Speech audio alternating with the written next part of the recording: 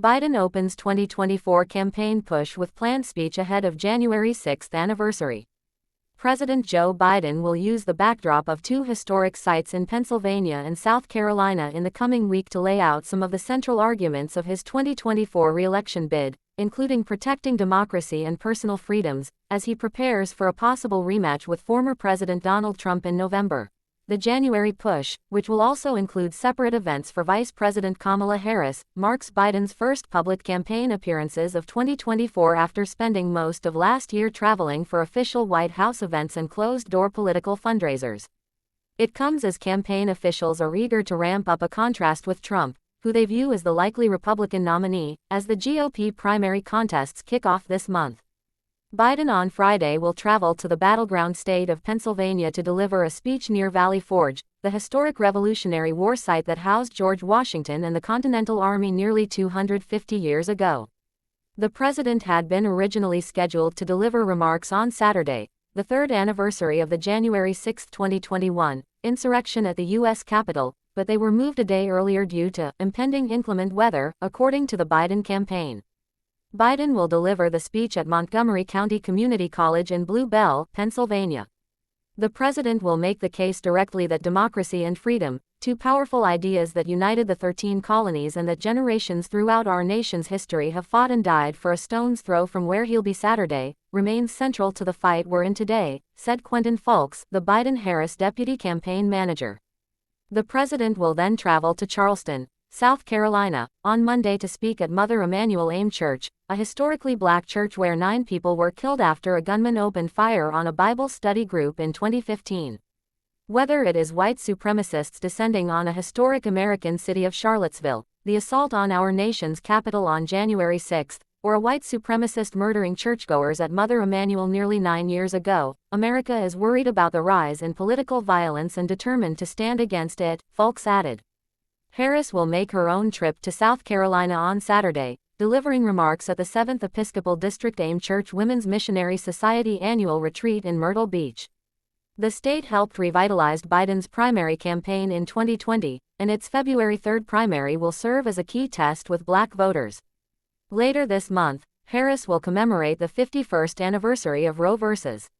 Wade by kicking off a reproductive freedoms tour in Wisconsin as the campaign looks to make abortion rights a central focus of their arguments. Biden's political events are expected to pick up in pace in the coming months, though officials would not outline how frequently he will hit the campaign trail in the immediate future. The campaign is expected to spend the early months of 2024 scaling up its operations, including hiring more battleground state leadership this month, with the goal of operating at full steam by early summer. The Biden team is also expected to announce a new advertising campaign ahead of Biden's trip to Pennsylvania this week. The moves come as Biden's team is looking to move the needle with skeptical voters, as some polls have shown the president trailing Trump in hypothetical head-to-head matchups. Campaign officials have long argued early polls are not predictive of the final outcome and that the choice facing voters will become clearer as more people begin to focus on what's at stake in 2024. When Joe Biden ran for president 4 years ago, he said, "We are in the battle for the soul of America. And as we look towards November 2024, we still are." The threat Donald Trump posed in 2020 to American democracy has only grown more dire in the years since, said Biden-Harris campaign manager Julie Chavez Rodriguez. The choice for voters next year will not simply be between competing philosophies of governing.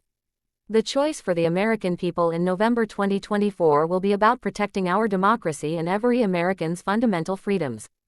Officials said they're also prepared for the possibility that a different candidate emerges as the GOP nominee, but argued the Republican field has fully embraced Trump's approach and agenda. The 2024 field has made clear time and time again that they don't just accept, they give their full-throated endorsement to Donald Trump's anti-democratic, anti-freedom rhetoric and actions, said Chavez Rodriguez. Chavez Rodriguez also acknowledged the tight margins of the 2024 election when asked by CNN about what resources the campaign will need to expend as it faces competition from third-party candidates who are expected to continue running and could peel off critical voters for the president's re-election efforts. "We know that this will be, a really close to election, and the president and vice president have multiple paths to victory. And our campaign is going to continue to focus on really turning out their voters, persuading our persuadables, and continuing to build the coalition that sent the president and vice president to the White House in 2020, Rodriguez said. The campaign also highlighted investments it is making to communicate to voters, including Black and Hispanic voters, amid some signs of strains within key parts of its coalition. But amid waning support for Biden among voters from those two demographics, folks wouldn't say if the campaign was concerned but that Biden and Harris's trips to South Carolina are about practicing what we preach.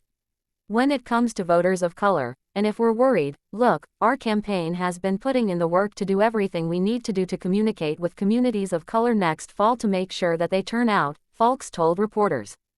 He added that the campaign has sought to invest earlier and more than ever in communicating with those voters through political advertising and early organizing efforts. That sends a clear signal that we're not going to wait and parachute into these communities the last minute and ask them for their vote. We're going to earn their vote, he said, continuing. Voters of color are the ones who have the most at stake in this election, and we need to make sure that every single one of them understands the choice in front of them. This headline and story have been updated with additional developments.